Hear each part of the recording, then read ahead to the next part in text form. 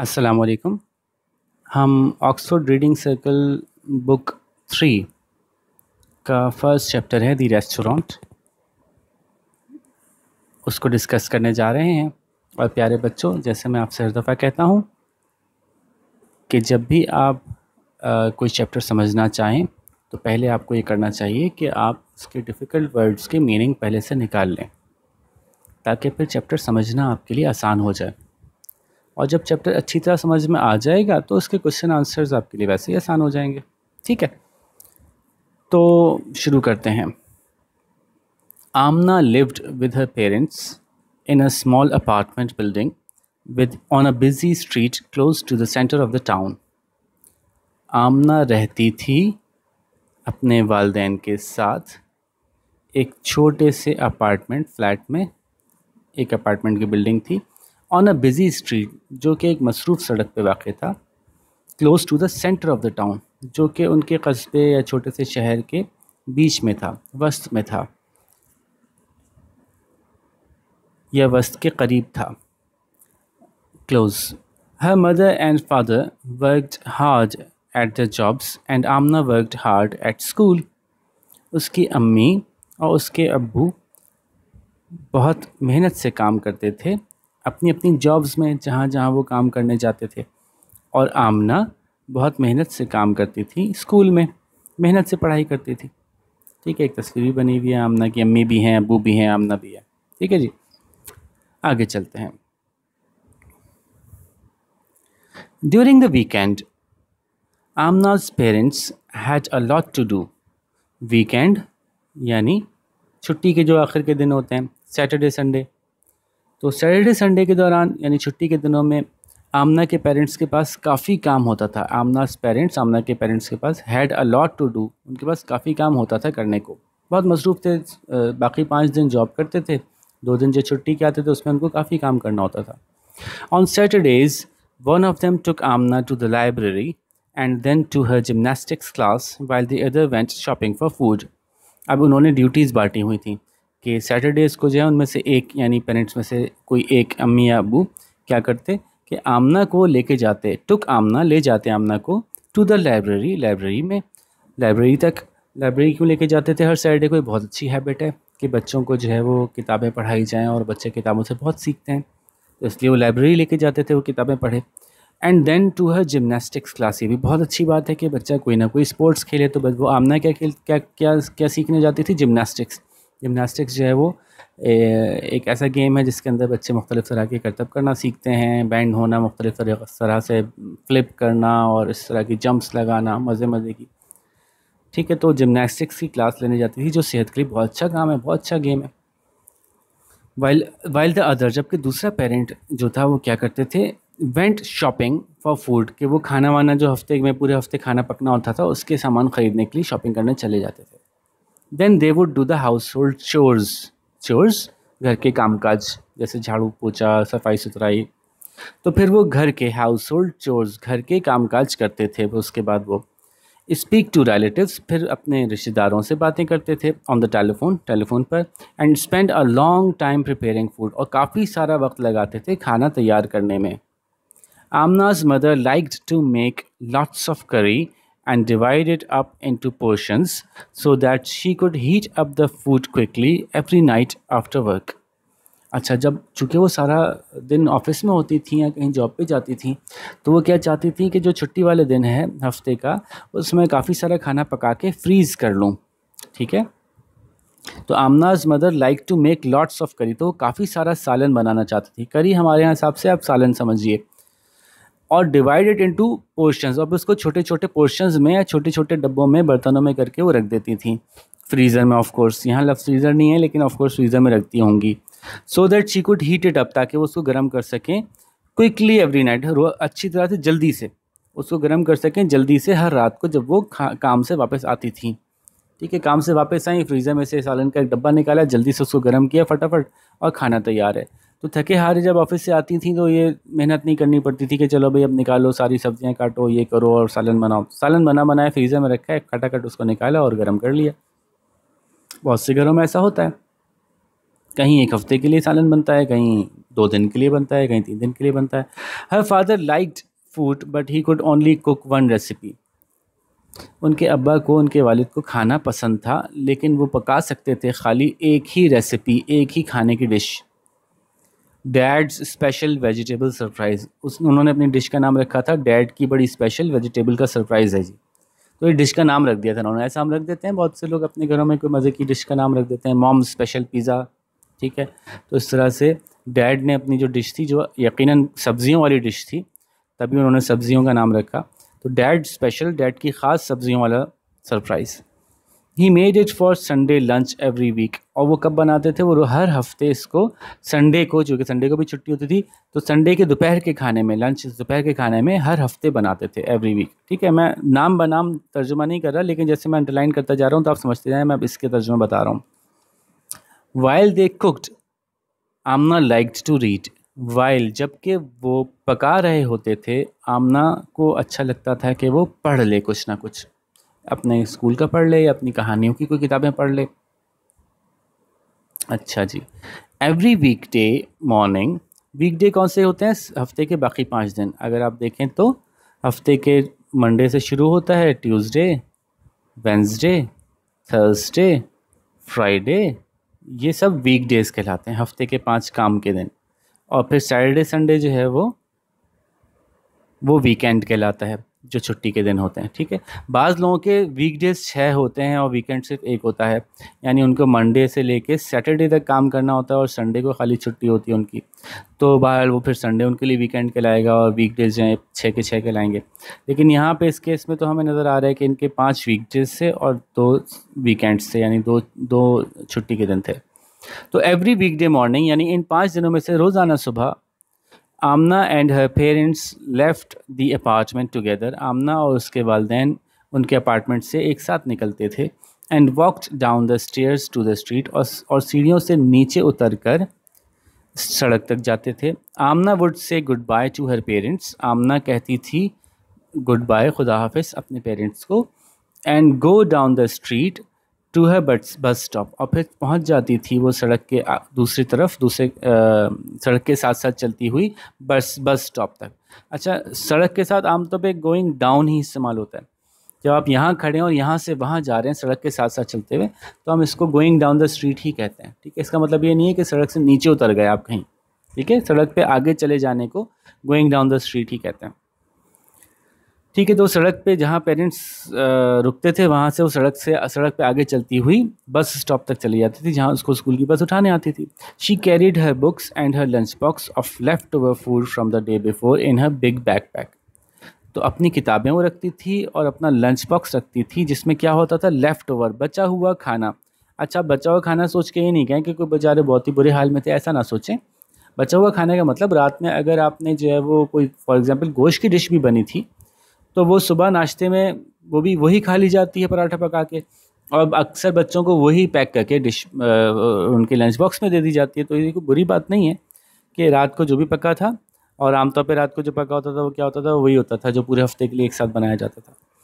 तो खैर, तो वो क्या करती थी, रात को जो भी पका होता था उसका बचा हुआ, लेफ़्ट ओवर बचा हुआ खाना, फ्रॉम द डे बिफोर, एक दिन पहले का, इन अ बिग बैकपैक, एक बड़े से बैग में। बैकपैक मतलब जो कंधे पे लगाए, लादा जाए। ठीक है, दोनों कंधों पे लटकाते हैं ना जो बैग, उसको बैकपैक कहते हैं, कमर पे लटकाने वाला बैग। ठीक है, तो वो दोनों कंधों में जो आएगा वो बैकपैक कहलाएगा। Her parents walked up the road together and went in opposite directions, और उसके पेरेंट्स जो हैं वो एक साथ सड़क पे आगे निकल जाते और आगे जाके दोनों अलग अलग, अपोजिट, बिल्कुल एक दूसरे से अपोजिट डायरेक्शन में मुड़ जाते, ये इधर मुड़ जाते, ये इधर मुड़ जाती। ठीक है जी। अच्छा, अब चूँकि यहाँ पे इनके लिए जो लफ्ज़ इस्तेमाल हुआ है वॉकड अप हुआ है, और आमना के लिए जो लफ्ज़ इस्तेमाल हुआ था वो वॉक डाउन, गो डाउन था। तो इसके 2 मतलब हो सकते हैं। इसका एक मतलब ये हो सकता है कि ये एक सड़क है, ठीक है, और आमना ये अपने फ्लैट से उतरे, सीढ़ियों से उतरे, और आमना इस तरफ चली गई और ये लोग इस तरफ चले गए, और फिर यहाँ पे आगे जाके अम्मी इधर मुड़ गई, अब्बू उधर मुड़ गए। ठीक है, तो ये अप और डाउन ज़रूरी नहीं है कि कोई ऊंचाई की तरफ जा रहा हो और कोई नीचाई की तरफ जा रहा हो, उसी की तरफ इशारा हो, लेकिन ऐसा हो भी सकता है कि हो सकता है कि कहीं कोई सड़क ऐसी हो कि एक तरफ ढलान पे जा रही हो तो बच्ची जो है वो ढलान वाले रास्ते की तरफ मुड़ गई और पेरेंट्स जो है वो चढ़ाई वाले रास्ते की तरफ मुड़ गए।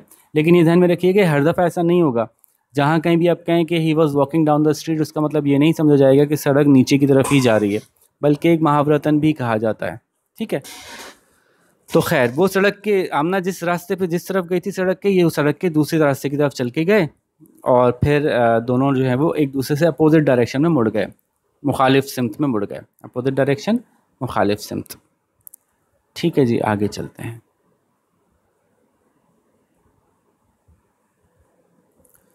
At the end of the street, अच्छा ये पीछे से कंटिन्यू है, सॉरी मैं एक नज़र देख लूँ पीछे क्या जुमला था। Her parents walked up the road together and went in the opposite direction at the end of the street.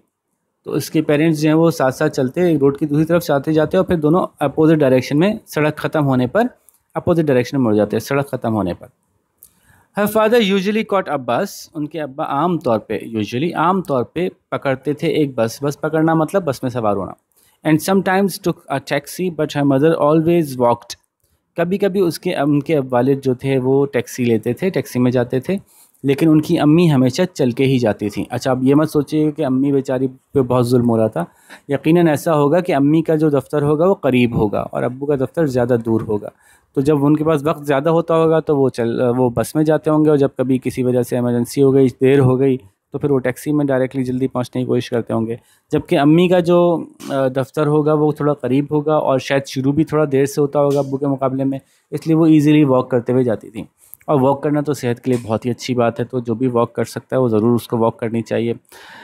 Late in the evening once everyone was home, शाम को देर से, यानी देर से शाम का होने का मतलब है कि समझ लें मगरिब के करीब का वक्त है। जबकि एक बार सब घर जमा हो गए वापस, एवरीवन वाज होम, सब घर में आ गए। जबकि यहाँ पे वंस को एक बार के बजाय आप जबकि की मीनिंग में लें तो ज़्यादा अच्छा लगेगा। ठीक है, जबकि सब एक दफ़ा घर जमा हो गए तो फिर क्या होता था, her parents would rush around to get everything ready for the next day while cooking rice and reheating the day's portion of curry. तो उनके पेरेंट्स यानी अम्मी अब्बू दोनों जल्दी जल्दी, रश का मतलब जल्दी जल्दी, रश अराउंड जल्दी जल्दी मूव करते थे, चीज़ों को जल्दी जल्दी ही काम करते थे अपने, टू गेट एवरीथिंग रेडी, कि वो सब कुछ तैयार कर सके फॉर द नेक्स्ट डे, कि वो अगले दिन जो भी काम है उसमें अपने कपड़े तैयार करना, कोई चीज़ धोना धाना है, कोई अपने डॉक्यूमेंट्स तैयार करने हैं, कोई खाने की तैयारी करनी है, कोई बॉक्स तैयार करना है, लंच बॉक्स वगैरह जो भी करना है वो जल्दी जल्दी तैयारी करते थे। और साथ साथ कभी चावल पकाने, या हो सकता है अब यहाँ तो चावल का ही जिक्र है लेकिन हो सकता है रोटी पकानी हो, क्योंकि सालन तो पका हुआ है ना पहले का। तो वाइल कुकिंग राइस, चावल पकाने होते थे, और रीहीटिंग द डेज पोर्शन, और गर्म करना उस दिन का पोर्शन, उस दिन के सालन का जो पोर्शन था, उस दिन की करी का यानी सालन का जो पोर्शन था उसको गर्म करना होता था इसी टाइम में जल्दी जल्दी। वाइल दे एट, जबकि वो खाना खा रहे होते थे, दे would talk about their day, वो अपने सारे दिन के बारे में बात करते थे। वो बात करते थे सब लोग कि आज उनके दिन कैसा गुजरा, किसने क्या किया।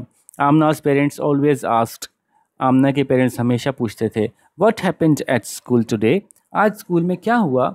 दे like to hear all about it, उनको अच्छा लगता था सुनना सब कुछ जो के हुआ, यानी स्कूल के बारे में तफसील से सुनना, कहना है चाह रहे हैं कि स्कूल के बारे में तफसील से सुनना उनको अच्छा लगता था कि उन्होंने बच्ची ने स्कूल में क्या किया।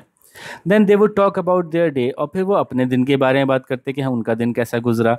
Dad often had a funny story to tell about his journey to work, dad के पास अक्सर होती थी कोई फ़नी सी, कोई मज़ेदार सी, कोई मज़ाहिया सी कहानी सुनाने के लिए उनके सफ़र, जो उन अपने काम की तरफ जाते हुए सफ़र के दौरान उनको कोई ना कोई फेस करनी पड़ती थी, कोई ना कोई मज़ेदार सा वाक़या, कोई मज़ेदार सी, कोई फ़नी सी स्टोरी उनके पास होती थी जो अपने सफ़र के बारे में सुनाते थे।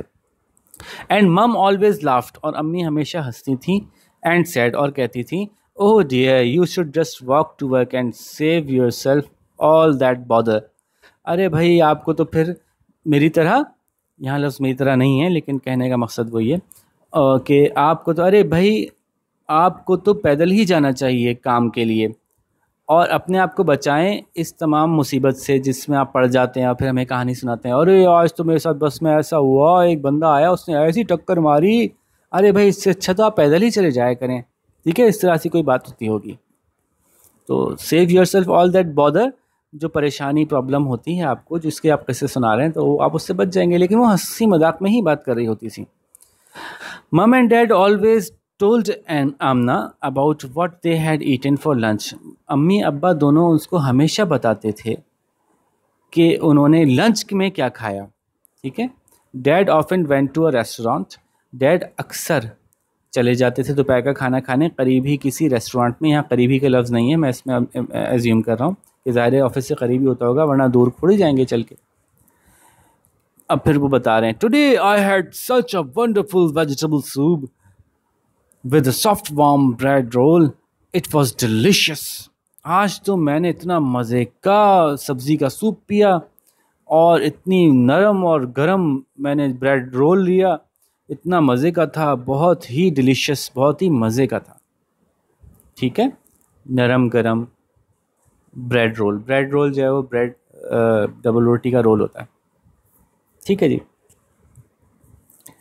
तो mum ate in the canteen at work. Mum जहाँ काम करती थी वहाँ काम करने वालों के लिए एक कैंटीन थी। स्टाफ के लिए कैंटीन होती है जहाँ स्टाफ खाना खा सकता है। बाज़ ऑफिस में होती है, बाज़ में नहीं होती।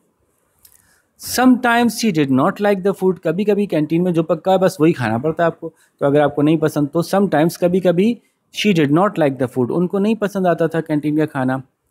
Today we had Mexican beans and tortillas. तो आज जनाब हमने क्या खाया? आज हमने मैक्सिकन बीन्स खाए और टॉर्टिलास खाए। ये क्या होते हैं जी? मैं दिखा देता हूँ आपको। तो जी ये हैं जी आपके मैक्सिकन बीन्स के साथ ये डिश।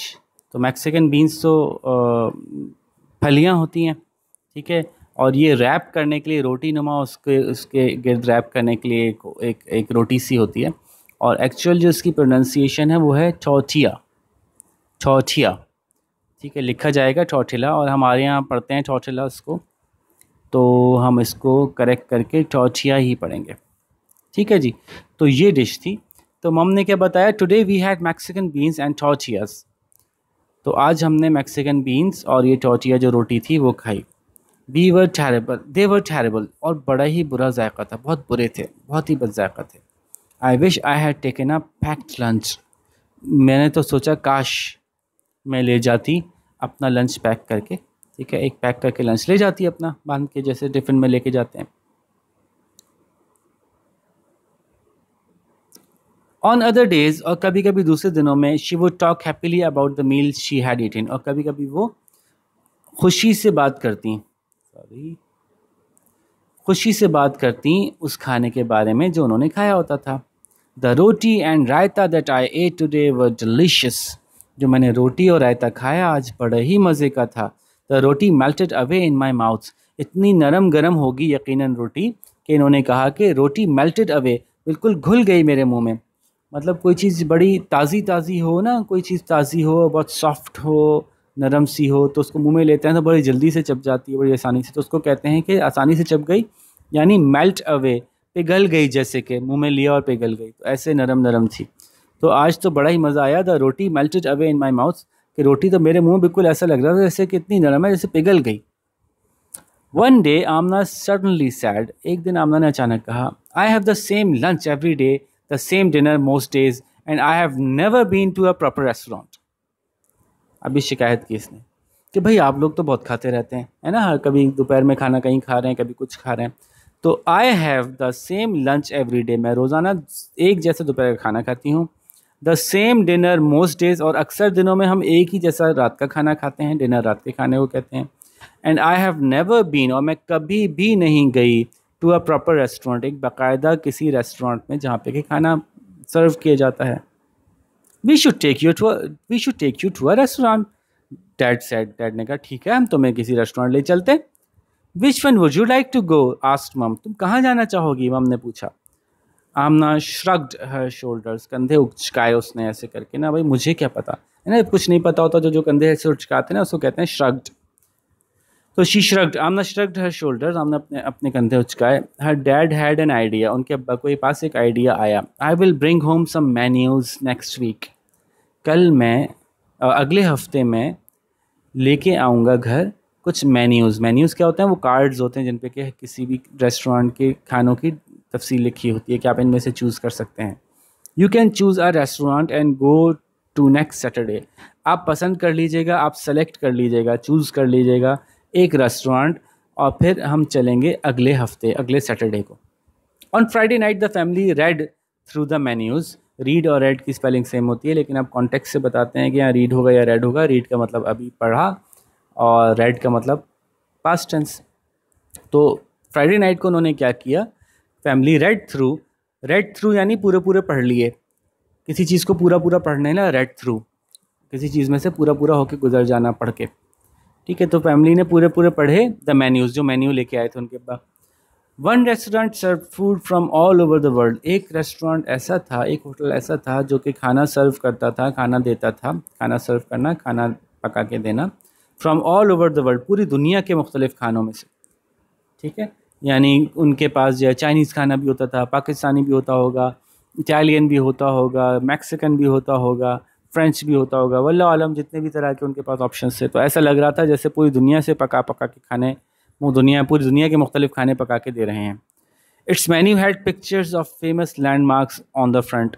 अब जब पूरी दुनिया के मुख्तलिफ खाने पका के दे रहे थे तो उन्होंने क्या चालाकी की थी कि अपनी जो तस्वीरें लगाई हुई थी मेन्यू पे, वो जहाँ जैसे इटली का खाना है तो इटली की कोई मशहूर तस्वीर लगाई हुई है, तो फ्रांस का खाना है तो फ्रांस का एफिल टावर लगाया हुआ होगा, ठीक है। जहाँ का जिस मुल्क का जो खाना होगा उस मुल्क की मशहूर तस्वीरें भी लगाई हुई थी। तो इट्स मेन्यू हैड, उसके मेन्यू में तस्वीरें होती थी मशहूर लैंडमार्क्स की। लैंडमार्क्स वो जगहें जो किसी इलाके के लिए मशहूर हों, ठीक है। तो जैसे आप कराची में भी जाते हैं तो जी आपको कायद-ए-आज़म का मज़ार एक लैंडमार्क मशहूर है जी, ठीक है। इसी तरह तीन तलवार एक मशहूर लैंडमार्क है, ठीक है। इसी तरह से अगर आप लाहौर जाते हैं तो मीनार पाकिस्तान एक मशहूर लैंडमार्क है, ठीक है। तो दुनिया में और बड़े बड़े शहरों में इसी तरह से मशहूर लैंडमार्क्स हैं। तो जैसे मैंने बताया कि पेरिस के अंदर जो है वो एफिल टावर मशहूर लैंडमार्क है, या और बहुत सारे। तो उन्होंने जहाँ जहाँ के खानों की तस्वीरें लगाई हुई थी, जहाँ जहाँ खानों की लिस्ट लिखी हुई थी, वहाँ वहाँ के इलाकों के लैंडमार्क्स की तस्वीरें भी लगाई हुई थी ऑन द फ्रंट, सामने के पेज पे। Amna chose that one and her parents explained all the different dishes to her. Amna ने पसंद किया वही वाला, क्योंकि उसको बड़ा अजीब सा ज़बरदस्त लग रहा होगा ना कि वाह यार दुनिया भर के खाने मिल सकते हैं यहाँ पे। तो और उसके पेरेंट्स ने एक्सप्लेन किया, वजाहत की, all the dishes to her, कि कौन कौन सी डिशेज़ हैं। अब वो वजाहत क्यों करनी पड़ी, क्योंकि नाम बड़े अजीब अजीब से होते हैं ना, हर मुल्क के खाने के नाम अजीब उनके अपने मुल्क के हिसाब से होते हैं। तो नाम से आप पहचान नहीं सकते कि खाने में क्या है, ये क्या चीज़ है खाने के लिए। तो फिर जो है वो आपको बताना पड़ेगा कि जी ये इसमें ये होता है, ठीक है। तो दे टॉक्ड एक्साइटेडली, उन्होंने बड़ी एक्साइटमेंट के साथ बातें की, about the big plates full of delicious food that Amna would be able to try, कि कितनी बड़ी बड़ी प्लेटों में कितना मज़ेदार सा खाना आएगा जो कि आमना चख कर देख सकेगी। ट्राई करना मतलब चख के देख सकेगी, आमना खा सकेगी। Amna did not eat much dinner that night because she was too excited. Amna ज़्यादा खाना नहीं खा सकी उस रात क्योंकि वो बहुत एक्साइटेड थी, बड़ी उसको एक्साइटमेंट हो रही थी। She read the menu before she went to bed, फिर एक दफ़ा और उसने मेन्यू पढ़ा इससे पहले कि वो बिस्तर पे जाती सोने के लिए। I can't decide whether to have the British fish and chips और द फ्रेंच चिकन। मैं फ़ैसला नहीं कर पा रही कि वहाँ जाके मैं ब्रिटिश फिश एंड चिप्स खाऊंगी या फिर फ्रेंच चिकन खाऊंगी। शी सेड टू हर मम, उसने अपनी अम्मी से कहा। हर मम laughed and joked, may be you can have one of each thing on the menu. क्या पता तुम ऐसा करो कि दोनों की ही चीज़ें मेन्यू में से ले लो।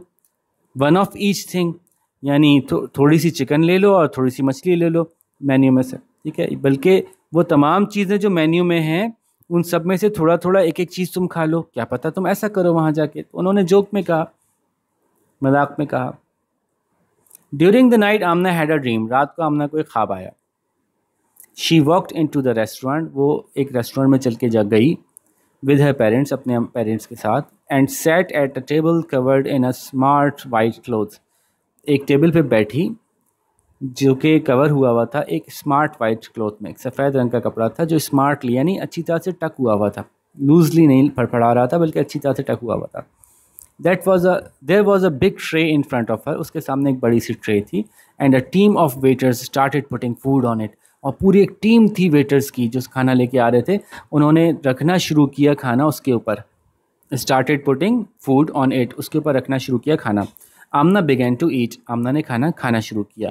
First she tried some delicious Chinese dumplings, शुरू शुरू में उसने खाया बहुत मज़े के चाइनीज़ डम्पलिंग्स। डम्पलिंग्स क्या होते हैं? डम्पलिंग्स तो अब हर बच्चे को ही पता होंगे शायद, जब जिसने कंग फू पांडा देखी हुई है तो डम्पलिंग वो कंग फू पांडा बड़े शौक से खाता था। वो डोनट जैसे होते हैं कह लें एक तरह से, हमारे यहाँ आमतौर पे ज़्यादा नहीं खाई जाती इस तरह की चीज़ें, तो आटे के बने होते हैं गोल गोल से। और and then some spicy Italian meat balls, हमारे यहाँ मीट बॉल को आप समझ लें कोफ्ते जैसे, ठीक है, तो गोश्त के बने हुए गोल गोल से, तो वो इटालियन मिर्चों वाले, स्पाइसी मिर्चों वाले इटली के Italian meet balls. Amna was happily enjoying the food, Amna बड़ा खुश थी, बड़ी खुशी से खाने को एंजॉय कर रही थी। But the waiters continue to bring her more and more dishes, लेकिन वेटर्स जारी रखा, वेटर्स ने और मज़ीद उसको डिशेस उसके सामने लाते गए, ठीक है। Each one piled high with amazing meals, हर एक बहुत ऊंचा ऊपर तक भरी होती थी, बड़े मज़े के, बड़ी हैरत अंगेज़ किस्म के खानों से। आमनाज माउथ वॉज फुल, उसका मुंह भर गया था आमना का, हर स्टमक वॉज फुल, उसका पेट भर गया था। एंड शी वॉन्टेड, और वो चाहती थी टू स्टॉप ईटिंग, कि वो खाना बंद कर दे अब। But the waiters kept bringing more and more food, लेकिन वेटर्स खाना और लाए जा रहे थे और लाए जा रहे थे। हर पेरेंट्स, उसके वालदैन, द रेस्टोरेंट ओनर, और जो रेस्टोरेंट का मालिक, and her head teacher were all standing around the table, और जो उसके हेड टीचर थे वो भी टेबल के गिर्द खड़े हुए थे, सब ख्वाब देख रही है। सेइंग, वो कह रहे थे, ईट अप, खाओ खाओ, डोंट वेस्ट द फूड, कुछ बचाना नहीं, बिल्कुल खा जाओ, सब खाओ, कुछ नहीं बचना चाहिए, डोंट वेस्ट द फूड, खाना ज़ाया नहीं करना। And the food kept piling up, और खाना जो है जमा होता गया, ढेर लगता गया, पाइलिंग अप, ढेर लगता गया। Amna had to keep eating, Amna को खाना पड़ा, खाते रहना पड़ा। Her stomach had swollen up like a balloon, उसका पेट फूल चुका था एक बलून की तरह से। It was starting to hurt, और अब बहुत दर्द हो रहा था, दर्द होना शुरू हो गया था। नो मोर प्लीज, नो मोर, और नहीं, बराए मेहरबानी, और नहीं, शी शाउटेड, वो चिल्लाई। सडनली आमना वोक अप, अचानक आमना की आँख खुल गई।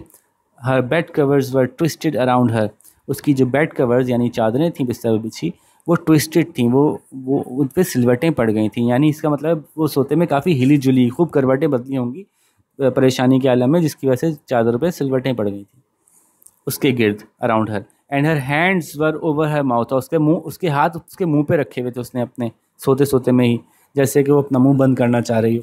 हर mother came in to her room, उनकी अम्मी जो है वो कमरे में आई। Come on, get ready, we have a lot to do before your special treat and I need your help, चलो भाई जल्दी से तैयार हो जाओ, हमें काफ़ी कुछ काम करने हैं, सैटरडे संडे को काम बहुत करने होते थे ना इनको, तो हमें काफ़ी काम करने हैं इससे पहले कि तुम्हें स्पेशल ट्रीट तुम्हारी दी जाए, तो मुझे तुम्हारी ज़रूरत है, आई नीड योर हेल्प, मुझे तुम्हारी मदद की ज़रूरत है कामों में। मम माई स्टमक हर्ट्स, अम्मा मेरी पेट में दर्द हो रहा है। सैड आमना, स्टमक पेट को कहते हैं एक्चुअली मैदे को कहते हैं जहाँ खाना जाता है। यू आर प्रॉब्ली हंग्री, तुम शायद भूखी हो, प्रॉब्ली शायद, हंग्री भूखी हो, रिप्लाइड मॉम, मॉम ने जवाब दिया। Think of all the lovely things you can have at lunch time, सोचो कि तुम कितने मज़े मज़े की खूबसूरत चीज़ें खा सकोगी लंच के टाइम पे, दोपहर के खाने में। आमना ग्रोन्ड क्वाइटली, आमना ने आहिस्ता से ना ऐसे आह भरी। And started to get ready, और फिर तैयार होना शुरू हो गई। She ate a tiny breakfast, उसने थोड़ा सा नाश्ता किया। टाइनी ब्रेकफास्ट, नाश्ता छोटा किया। दायरे जब कभी आपको पता होता है ना आप किसी दावत में जाने वाले हैं, तो आप फिर खाना कम खाते हैं ताकि वहाँ जाके ठीक से खाएं। And tried not to think about her dream, अच्छा ऐसा भी हो सकता है कि टाइनी ब्रेकफास्ट इसलिए किया कि उसका पेट ही ख़राब हो गया था, या उसका दिल ही नहीं चाहता था, ऐसा ख्वाब देखा था उसने कि उससे खाया जा ही नहीं रहा था, ये भी हो सकता है, ठीक है। And tried not to think about her dream, और सोचा, कोशिश की कि वो ना सोचे उस ख्वाब के बारे में, ऐसा ही लग रहा है कि वो ख्वाब की वजह से नहीं खा रही थी। As she helped her parents with the chores, घर के कामकाज, जबकि उसने मदद की अपने पेरेंट्स की घर के कामकाज में, तो वो चाह रही थी कि अपने ख्वाब के बारे में ना सोचे। बस lunch time, but by lunch time she was very hungry and was still a bit worried, खाने के वक्त तक वो बहुत भूखी थी, और अभी भी कुछ, स्टिल अभी भी, अ बिट थोड़ी सी, वरीड परेशान थी। फिर क्या हुआ जी? At the restaurant, she looked at all the strange sounding names of the exotic dishes and listened to her parents talking about what they might have. अच्छा जी, एट दी रेस्टोरेंट खाने के hotel में पहुंच के ओहो होटल में पहुंच के उसने देखा उन तमाम अजीब अजीब आवाज़ों वाले नामों को, वो जो दूर दराज के इलाक़ों से पाई जाने वाली डिशेस के थे, और सुना अपने पेरेंट्स को बात करते हुए कि वो खाने में क्या लेंगे। रेस्टोरेंट पे उसने देखा at all the strange sounding names, अजीब से नाम सुनने में जो अजीब से लग रहे थे, ऐसे नामों वाली एग्जॉटिक डिशेस, ऐसा खाने जो बड़े दूर दराज के मुल्कों में पाए जाते हैं, एग्जॉटिक चीज़ें जो आपके मुल्क में ना पाई जाती हों, कहीं दूर दराज के मुल्कों में पाई जाती हों। And listen to her parents, और सुन रही थी अपने पेरेंट्स को कि वो बातें कर रहे थे, talking about what they might have, कि वो क्या खाएंगे, कि वो शायद ये खाएं या वो खाएं शायद। Her parents seemed very happy, उसके पेरेंट्स बहुत खुश दिख रहे थे। And Amna did not want to ruin it, ruin का मतलब किसी चीज़ को ख़राब कर देना, तबाह कर देना, बुरा भला कर देना किसी चीज़ को। तो वो इतने खुश लग रहे थे तो उनकी खुशी को ख़राब नहीं करना चाहती थी। रूइन इट फॉर देम, उनके लिए इस खुशी के दिन को ख़राब नहीं करना चाहती थी। Then she saw something and smiled, फिर उसने कुछ देखा और उस मुस्कुराई। When the waiter came to take their orders, जब वेटर आया उनके ऑर्डर्स लेने के लिए, उनसे पूछने के लिए कि आप क्या खाएंगे, आमना's father ordered a Moroccan stew. Morocco एक जगह का नाम है, वहाँ क्या कोई सालन होता है ख़ास, तो उन्होंने वो मंगाया। And her mother chose the Russian speciality, एक रशिया एक मुल्क का नाम है, वहाँ की बनी हुई कोई ख़ास डिश होती है, उन्होंने वो मंगाई। एंड फॉर यू मैडम, और आप क्या लेंगी madam, asked the waiter, waiter ने पूछा। आमना सेड, आमना ने कहा, I'd like my favorite rice and curry please. मैं तो लूँगी, मेरी बहुत पसंदीदा चीज़ जो है चावल और करी, चावल और सालन, जो वो उनका देसी खाना था, घर में रोज़ाना पकता था। हर पेरेंट्स लुक्ड सरप्राइज्ड, उसके पेरेंट बड़े हैरान दिखे। देन लाफ्ड, और फिर हंसे। Excellent choice madam, said the waiter, waiter ने कहा, बहुत बेहतरीन आपने चुना है, बहुत अच्छा चुना है। अच्छा, आप जो भी चुनते हैं होटल में, जो वेटर होता है वो आपको ये कहता है, excellent choice, very nice choice, very good choice, you would love our dishes. तो उसको नहीं पता था कि ख्वाब देख चुकी है ना, इसके पेरेंट्स को पता था कि कोई ख्वाब देखा है और कुछ चक्कर है। तो वो हंसे कि लो बिला वजह इतनी दूर भी आई, पूरा रेस्टोरेंट का हमारा ख़र्चा भी होगा, और खाने में आखिरकार फिर वही खा रही है, वही चावल और वही करी। तो ये क्लेयर हॉर्सबर्ग ने लिखी थी कहानी। क्लेयर हॉर्सबर्ग जो है वो निकोलस हॉर्सबर्ग की बेटी हैं आई थिंक, जी, जिन्होंने ये किताबें बनाई है ना, ये ऑक्सफोर्ड मॉडर्न इंग्लिश और ऑक्सफोर्ड रीडिंग सर्कल, तो ये उनकी बेटी हैं। तो कभी कोई चैप्टर निकोलस हॉर्सबर्ग ने लिखे हैं, कोई इनकी बेटी क्लेयर हॉर्सबर्ग ने लिखे हैं, ठीक है। तो ये इन्होंने लिखा था, एक मज़ेदार सा फ़नी सी स्टोरी एक बच्ची के बारे में जो उसने ख्वाहिश ज़ाहिर की और फिर ख्वाब की वजह से उसका सारा मज़ा किरकिरा हो गया। अच्छा जी, अब इसके कुछ सवाल जवाब देख लेते हैं जल्दी से। क्योंकि बुक 3 है तो बुक 3 का मतलब है कि तीसरी क्लास के बच्चे हैं, आसान सवाल होंगे, ज़्यादा मुश्किल सवाल नहीं होंगे इसमें। वेयर डज़ आमना लिव, बिल्कुल छोटा सा आसान सा सवाल है। तो आमना, अब इसमें ध्यान में रखेंगे आप लोग, है ना, अच्छे अच्छे बच्चे हैं, आप लोगों को तो ग्रामर के बेसिक रूल्स पता होंगे ना, तो आपको पता होगा कि डज़ आ गया तो फिर अब आप कंटिन्यूस वर्ब को यूज़ करेंगे, है ना, कंटिन्यूस कह रहा हूँ, अगर डज़ आ गया तो फिर आप जो है वो इंडेफिनेट यूज़ करेंगे। वेयर डज़ आमना लिव, तो लिव डज़ की वजह से क्या हो जाएगा, lives. So where does Amna live, Amna lives, अब कहाँ लिव्स, तो आपको याद है, इसको बंद करते हैं, उसको खोलते हैं। तो Amna lived with her parents in a small apartment building on a busy street close to the centre of the town. अब देखें इस जगह पे इन्होंने लिखा है आमना लिव्ड, क्योंकि कहानी सुना रहे हैं ना, एक बच्ची थी जो रहती थी, लिव्ड रहती थी, लेकिन जवाब हमें हमेशा क्या करना चाहिए, क्वेश्चन की टर्म्स में देना चाहिए। क्वेश्चन जिन टर्म्स में सवाल पूछ रहा है उन टर्म्स में जवाब देना चाहिए। तो हम यहाँ पे लिव्ड नहीं लिखेंगे, Amna lives. Where does Amna live, Amna lives, और फिर आगे आप वो बात पूरी कर सकते हैं कि जी Amna lives, Amna lives with her parent in a small apartment building on a busy street close to the center of the town। ये पूरा जवाब ऐसे लिख सकते हैं, ठीक है जी। अच्छा जी, दूसरा सवाल है what does, अगेन डज आ गया, ठीक है। what does Amna do over the weekend, अब जो भी आप करेंगे अगर वो सिंगुलर होगा तो आप उसमें s लगाएंगे, ठीक है। तो अभी मैं समझा देता हूँ, what does Amna do over the weekend, तो ओवर द वीकेंड्स, इसको बंद करते हैं, वहाँ पे जाके देखते हैं।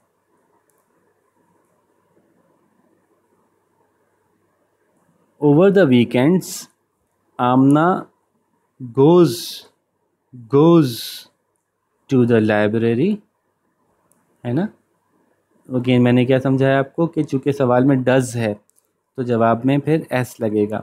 आमना goes to the library. On weekends Amna goes to the library and then to her gymnastics class with one of her parents. ऐसे कर सकते हैं। अगर आप जवाब बड़ा लिखना चाहते हैं तो इसमें शायद ये भी होगा कि Amna also helps her parents in house chores. तो ये एक से साथ एक एडिशनल जुमला आ जाएगा तो बहुत अच्छा हो जाएगा आपका जवाब। और ठीक है, बस मैंने जैसे कहा कि जवाब तो इसके बुक में मौजूद हैं, लेकिन आपको ख्याल रखना है कि सवाल में टेंस क्या यूज़ हुई है। ठीक है, इंडेफिनिट यूज़ हुई है या पास्ट टेंस यूज़ कर रहे हैं, तो उसी के हिसाब से जवाब बनाने चाहिए। What do you think Amna chose the why do you think Amna chose the restaurant with famous landmarks. आपके ख्याल से आमना ने क्यों पसंद किया वो मशहूर तस्वीरों वाला रेस्टोरेंट। तो इसका जवाब आपने अपने अल्फाज में देना है। That I think that Amna chose, अब यहाँ पे चूँकि डू है ना तो इसलिए वो ना डज है ना डिड है, तो इसलिए ये जो सवाल की टेंस है एग्जैक्टली ऐसे ही चलेगा। I think that Amna chose the restaurants with famous landmarks because लिखेंगे आप और फिर आप आगे अपनी वजह बताएंगे कि आपके ख्याल से ऐसा क्यों हुआ था। जैसे क्यों कह सकते हैं because she thought she would have more fun having lots of choices, या इस तरह से करके आप अपना ख्याल बताएंगे। मैं ज़्यादा बता दूंगा तो वो तो फिर मेरा ख्याल हो जाएगा, तो इसलिए आप अपना ख्याल बताएंगे। Why are Amna's parents surprised by what she orders at the restaurant? आमना के पेरेंट्स क्यों सरप्राइज़ हो गए हैं ये देख कर के जो आमना ने ऑर्डर किया रेस्टोरेंट पर, क्यों हैरान हो गए। तो जवाब क्या लिखेंगे, आमना's पेरेंट्स सवाल के हिसाब से are surprised. Why are Amna's parents surprise, जवाब होगा Amna's parents are surprised by what she orders at the restaurants because अब आगे क्या जवाब होगा, क्यों सरप्राइज हुए थे। Because they thought that Amna would have liked to eat all the exotic dishes that the restaurant offered. इस तरह का जवाब बनाया जा सकता है कि उनको लगता था कि आमना को तो वो एग्जॉटिक डिशेस खाने का सोच रही होगी या दिल चाह रहा होगा, उसने वही फिर दोबारा से ऑर्डर कर दिया जो कि वो रोज़ खाती थी। क्वेश्चन नंबर 5 है, where do you prefer eating. आप खाना कहाँ पसंद करते हैं, एट होम घर पे, और अ रेस्टोरेंट या फिर किसी रेस्टोरेंट में।